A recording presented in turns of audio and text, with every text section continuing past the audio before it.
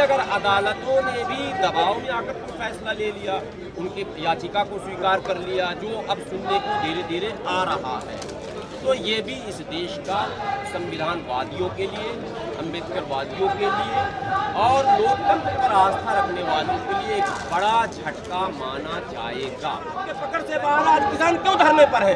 प्याज बाजार किसान उपजाए 20 रुपए और दलाल बेचे 100 रुपए, सरकार कहाँ सो रही है? हमारे धर्म ने भी बताया, हमारे संस्कार ने भी बताया, हमारे संविधान ने भी बताया और बाबा साहब ने भी बताया, मजलूमों के साथ हमें खड़ा होना है और जालिम के जुल्म के पंजों को मरोड़ना है। मसला किसान का है, आप मसला जोड़ना चाहते हैं, मसला इनके सम्मान का है, मसला बीज का है, मसला खाद का है, मसला पानी का है, मसला समर्थन मूल्य का है। आप काशी लेकर जाएंगे हमको? काशी से किसानों की समस्या का समाधान है? करनी सेना से पूछिए जरा। देश की सच्चाई सच छुपने नहीं देंगे। देखिए, पिछली लड़ाई में भावनाओं की यही लड़ाई थी, इसमें संविधान का हार। ये मैं कतई नहीं कहूँगा कि मुसलमान का हार है। मुसलमान और हिंदू और सिख और ईसाई का हार तो संविधान है। दुर्भाग्य से पूरी लड़ाई 50-60% तक भावनात्मक लड़ाई लड़ी गई। हम नहीं चाहते हैं कि फिर से वो लोग प्रोवोक कर रहे कम्युनिटी को। ऊपर वाले से, अल्लाह से, खुदा से, ईश्वर से प्रार्थना है, दुआ है कि मुसलमानों में वैसे लोग ना आ जाए बीच में जो इस इशू को करनी सेना के दिली मुराद को पूरा करने वाला बना दें। बात को ये समझेंगे। इसलिए मैं ये कह रहा हूँ कि 1991 में भारत के संसद में एक एक्ट आया था पीवी नरसिम्हा राव जी के समय। उस एक्ट में साफ शब्दों में ये कह दिया गया था कि जितने भी धार्मिक स्थल हैं वो 1947 के माने 15 अगस्त 1947 में जिस स्थिति में भी थी उसी में रहेंगी। उसमें किसी भी प्रकार का अब छेड़छाड़ नहीं होगा। तो अगर वो एक्ट प्रभावी है तो करनी सेना हो या भारत की कोई भी सेना हो, उस ज्ञानवापी या कृष्ण मंदिर मथुरा या इस तरह के जितने भी विवादित मामले हैं, इस मुद्दे पर अब आगे मामले को नहीं बढ़ाएगी। अदालत जरूर इस पर रोक लगाएगी, बर्खास्त करेगी। एक बात, उसके बावजूद भी अगर अदालतों ने भी दबाव में आकर कोई फैसला ले लिया, उनकी याचिका को स्वीकार कर लिया, जो अब सुनने को धीरे धीरे आ रहा है, तो ये भी इस देश का संविधानवादियों के लिए, अम्बेडकरवादियों के लिए और लोकतंत्र पर आस्था रखने वालों के लिए एक बड़ा झटका माना जाएगा। करनी सेना का आपने नाम लिया, ये तथाकथित मुट्ठी भर लोगों की एक जमात है। एक जाति विशेष के कुछ लोग, पूरी जाति नहीं, जाति विशेष के कुछ लोग सस्ती लोकप्रियता प्राप्त करने के लिए समय समय पर विवादित मुद्दों का चयन करते हैं। उन मुद्दों का चयन करते हैं जो किसी न किसी के भावनाओं से संबंध रखता है। अब जब मुद्दे भावनाओं से संबंधित होंगे तो जाहिर सी बात है कि रिएक्शन होगा। करनी सेना ऐसे ही मुद्दों को चयन करती है, चुनती है कि जिससे किसी के भावनाओं को भड़काने में हम सफल हो जाए और हमारा काम हो जाए, यानी सस्ती लोकप्रियता हमें प्राप्त हो जाए। जैसे आपने आज इंटरव्यू लिया हमसे और इस मुद्दे पर कई चैनल वाले कई लोगों से जब लेंगे तो करनी सेना, करनी सेना, करनी सेना, करनी सेना, यही वो चाह रहे हैं कि ये सेना एक सेना का रूप धारण कर ले, आरएसएस के बराबर हो जाए। और उसके जो प्रमुख हैं वो लाल कुर्ता और दाढ़ी वाले, नाम मैं भूल रहा हूँ, और लाल टोपा एक पहनते हैं, वो अपने आप को मोहन भागवत बनना चाह रहे हैं। सूरजपाल सिंह वो मोहन भागवत बनना चाहते हैं। वो अपनी सेना का नाम फाड़ने के लिए छोटे मोटे मुद्दे, पिक्चर विवादित है, पूरा हंगामा मचा दिया, आग लगा दिया, सड़क जाम कर दिया, तोड़ फोड़ कर दिया, कानून को हाथ में ले लिया। कुछ सरफिरे नौजवानों की टीम है, मंडली है, जिनका उनको समर्थन प्राप्त है और वो भी भावनाओं में बहके हुए, वो भी रियलिटी से कोसों दूर है, वास्तविकता से, सच्चाई से कोसों दूर है। मैं उन नौजवानों से भी कहूँगा कि भावनाओं से देश नहीं चलता, भावनाओं से समाज नहीं चलता, वास्तविकता को समझने की आवश्यकता है।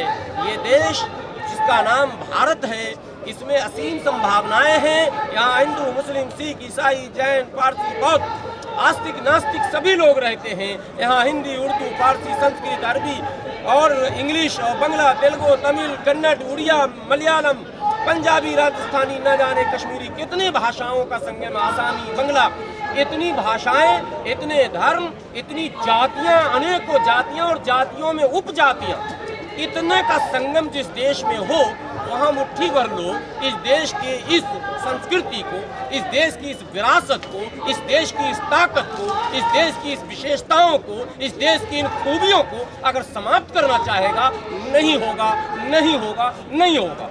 करनी सेना के तथाकथित जो लोग हैं मुट्ठी भर, वो भावनाओं में ही अपनी नैया पार लगाना चाहते हैं। उन्हें संसद और विधायक बनने के लिए कोई दूसरा रास्ता नहीं मिल रहा है।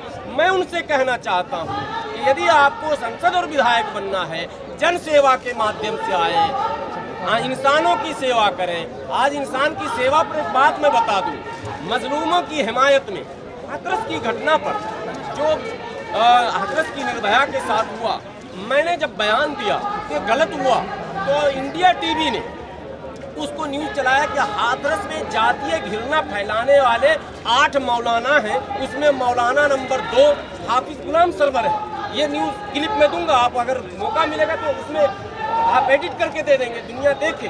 क्या साहब मजलूम की बात नहीं कर सकते, परेशान की बात नहीं कर सकते? जो लोग दबे हैं, कुचले हैं, जिनके साथ न्याय नहीं हो रहा, जिनको मुख्य धारा से काटने का प्रयास किया जा रहा है, अगर उनके पक्ष में हम आवाज़ बुलंद करते हैं तो ये जातीय घृणा फैलाना है। और जो लोग मुख्य धारा में हैं, करनी सेना जिस जाति से संबंध रखती है, वो जाति शासक वर्गों का रहा है। उनके पास ज़मीनें हैं, आज भी उनके राजा और महाराजा हैं। आज भी उस जाति के लोग मध्य प्रदेश, राजस्थान और बिहार और उत्तर प्रदेश में दबंग जाति कहलाती है। और आप उसके न्याय की बात करते हैं। न्याय कहाँ पर है, जरा पहले वो तो बताइए। न्याय की बात वहाँ होगी जहाँ न्याय होगा। अब आप आइए धर्म की बात। चूंकि इनके पास मुद्दे हैं ही नहीं, मुद्दे इस देश के आज भी रोजी है, रोटी है, पढ़ाई है, लिखाई है, दवाई है, बाढ़ है, सुखाड़ है, शिक्षा है। आज शिक्षा का देख लीजिए, धरना हो रहा है। क्या है मामला? 8 महीने 7 महीने हो गए, निजी स्कूलों की लूट चल रही है। तमाम अभिभावक परेशान, अभिभावकों ने आत्महत्याएं की है, सरकार नहीं देख रही है। मुद्दा पढ़ाई है, मौलिक अधिकार शिक्षा था, आपने हमें वंचित कर दिया। मुद्दे ये हैं, मौलिक अधिकार स्वास्थ्य था, आज निजी अस्पतालों में इलाज कराना पड़ रहा। मुद्दा ये है, मौलिक अधिकार हमारे पीने का पानी, स्वच्छ जल, आज हम तरस रहे हैं और 20 रुपए लीटर पानी पी रहे। मुद्दा ये है, मौलिक अधिकार पेट भरना था, आज हम तरस रहे हैं 100 रुपए किलो, 200 रुपए किलो। बाजार आपके पकड़ से बाहर, आज किसान क्यों धरने पर है?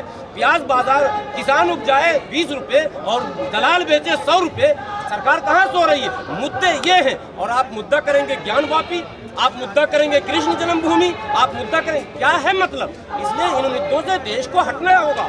देश जब तक इन मुद्दों पर रहेगा, तब तक देश मुख्य मुद्दे जो आम जनों से जुड़े हैं, जो हिंदू से जुड़ा, मुसलमान से जुड़ा, सिख से जुड़ा, ईसाई से जुड़ा, पारसी से जुड़ा, जैन से जुड़ा, आस्तिक से जुड़ा, नास्तिक से जुड़ा, छोटे से जुड़ा, बड़े से जुड़ा, गरीब से जुड़ा, अमीर से जुड़ा, सबसे जुड़ा हुआ जो मसला है, आप उस मसले पर आइए। आप बार बार डाइवर्ट मत कीजिए। 70-72 साल हो गए साहब, आपने पूरे देश को अयोध्या के नाम पर 72 साल तक बांध कर रखा। आप फिर काशी के नाम पर बांधना चाहते हैं, फिर आप मथुरा के नाम पर बांधना चाहते हैं। नहीं, कतई देश इसको बर्दाश्त नहीं करेगा। और किसी हिंदू भाइयों का भी समर्थन नहीं है। सारे लोग यहाँ जाहिल नहीं है, सारे लोग भावनाओं में बहकने वाले नहीं है। लोग समझते हैं देश की बड़ी आबादी तथ्यों पर गौर करती है, देश की बड़ी आबादी सच्चाई पर मंथन कर रही है, देश की बड़ी आबादी ये सोचने पर मजबूर है कि इस देश की वास्तविक समस्या है क्या, हमें लड़ाई कैसी लड़नी चाहिए। आप जाति, धर्म और संगठन बनाकर देश को इस तरह से आप बर्बाद करेंगे, इसकी अनुमति भारत के लोग आपको नहीं देंगे। भारत का युवा रोजगार मांग रहा है, भारत का युवा अपने उज्जवल भविष्य को लेकर चिंतित है। आप उस पर बात कीजिए, आप उस पर बहस कीजिए। मलेर कोटला में किसान धरने पर बैठता है और मुसलमान भाई चला जाता है लंगर खिलाने। ये आज तक चैनल जो है, देशद्रोही चैनल, ये वहाँ न्यूज चलाता है कि मुसलमान जो है किसानों को भड़का रहा है। हाथरस में जब मैं हाथरस के मुद्दे पर बोलता हूं तो ये इंडिया टीवी रजत शर्मा का ये न्यूज चलाता है कि ये मौलवी लोग जातिवादी फैला रहे हैं हिंदुओं के बीच। अरे हम कहीं नहीं फैला रहे हैं, सारे हमारे भाई हैं, क्या अगड़े, क्या पिछड़े, क्या अमीर, क्या गरीब। लेकिन अगर अन्याय किसी के साथ होगा उसके पीछे मरते दम तक खड़े होंगे। आपके डराने धमकाने से हम डरने वाले, ये हमारे धर्म ने भी बताया, हमारे संस्कार ने भी बताया, हमारे संविधान ने भी बताया और बाबा साहब ने भी बताया। मजलूमों के साथ हमें खड़ा होना है और जालिम के जुल्म के पंजों को मरोड़ना है। डराने धमकाने से हम लोग नहीं डरेंगे धर्म के। और ये मुट्ठी भर लोग जो आज मसला किसान का है, आप मसला जोड़ना चाहते हैं, मसला इनके सम्मान का है, मसला बीज का है, मसला खाद का है, मसला पानी का है, मसला समर्थन मूल्य का है। आप काशी लेकर जाएंगे हमको? काशी से किसानों की समस्या का समाधान है?